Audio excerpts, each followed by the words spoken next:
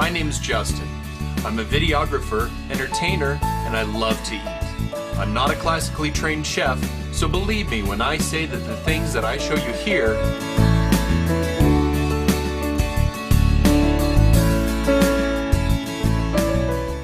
curry. We all know about it, and some of us, like me, really love it. But it can be very expensive to get all of the spices together that you need. Spices are kind of expensive, and some of us living on a budget just don't have that type of money for something so delicious. So, there's a solution. This is a box of curry roux. Now, I got this at my Asian market for about less than $4. It comes in varying degrees, all the way from mild, all the way up to what I like, super hot. Now, the great thing about this is that all you need is water and veggies, and you've got curry. So I'm going to show you how to make one of my new kind of favorite recipes here called curry udon. Here's what we're going to need. We'll need 1 medium carrot, 1/2 or 1/4 of a white onion, a packet of refrigerated udon, and 1 packet of our curry roux. Optionally, we're going to use 1 pound of thin stew meat, you can use pork here if you like, and 1 small potato. You can cut the meat into bite-sized pieces, but I left them big here. Now, some people like to make their curry with a type of stock, either a vegetable or a beef or even a fish, a dashi stock. Now, I do have this powdered dashi here, and I also have bouillon cubes. It adds a subtle flavor and you honestly don't need it, but for this review I'm going to show you how to make it with this powdered dashi stock. So first we're going to chop our onions. I'm chopping half an onion here, but you can make it just 1/4 if you feel like this is too much. We'll cut our carrots into 1/4 inch slices, and we'll cut our potato into small cubes. Now, I am making this for 2 people, but it stores really well. So keep that in mind if you're making it just for yourself, or if you want to double it and make it for even more people. So we're going to use the pot that we're going to cook all this in and add just a little oil to the bottom. We're going to set the stove on medium. When the oil heats up and gives the pot a nice coverage, we're going to add our meat in and sear it. Don't overcook it or it'll become tough. Then take your meat out and put it to the side. When that's all good, add your onions and make sure that you cook them till they're golden or transparent. I'm going to add 2½ cups of water to the pot, as well as our optional bouillon or dashi powder. I've got the dashi stock here. And we're going to let this come to a boil.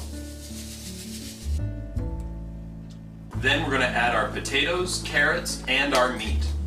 We're going to let this cook on medium-high for about 15 minutes. This will allow the veggies to get nice and soft. If you see some foam at the top, you could always get a small cup of cold water and a spoon or strainer and skim it off. Now, you've probably seen cooking shows talking about this all the time, about skimming the foam off, but you don't understand why. Well, this is called a denatured protein, and it just is more of an aesthetic thing. It's helping to keep the broth nice and clear. Now, since we're doing a curry here, we really don't need a clean broth because, well, it's all going to be kind of curry-ish. But some people do say that the scum actually gives an off flavor. Now, I haven't noticed it, but I am skimming it here just so you can see how to do it. Next, open our packet of curry. You'll see that the brand I'm using here came with 2 tubs of 4 cubes each. Now, looking on the back of our package here, and this is actually written in English, I see that it works with up to 6 cups of water. That means that each cube works with about 3/4 cup of water each. So don't stress the math here, that's a 0.75. We're using 2½ cups of water, so 3 cubes should be just about right. If it seems a little watery to you, always feel free to add in an extra cube or a little bit of extra starch to make it thicken up. We'll add our 3 cubes and start stirring. Immediately you'll notice that the soup will start to get darker and the broth to get thicker. Here we're going to lower the boil to a simmer and continually stir until the blocks are all the way dissolved. Then keep it on low for just 5 more minutes. You can take the unused block of curry roux and actually put it into a sandwich bag. It keeps for a long time and you can just put it back into the box for safekeeping. We're also going to get our udon started. So get a cooking vessel and add in your water and bring it to a boil. So what is udon? Udon is a type of wheat noodle and it's thick and chewy, and it's actually pretty popular all across Asia. Some of you may have seen it in little packets of instant ramen, about like this. Now, the type I'm going to be using is a refrigerated type, so it cooks very quickly, about 2 to 3 minutes. If you don't have any udon, feel free to use a packet of dry ramen. You can use some egg noodles. You can even use spaghetti. Because what we're using here, we're making a thick curry, so thicker noodles are actually better here. We're going to add our udon to the boiling water and leave it for 2 minutes on high. When that's done, strain the noodles into a large bowl and add our curry on the top.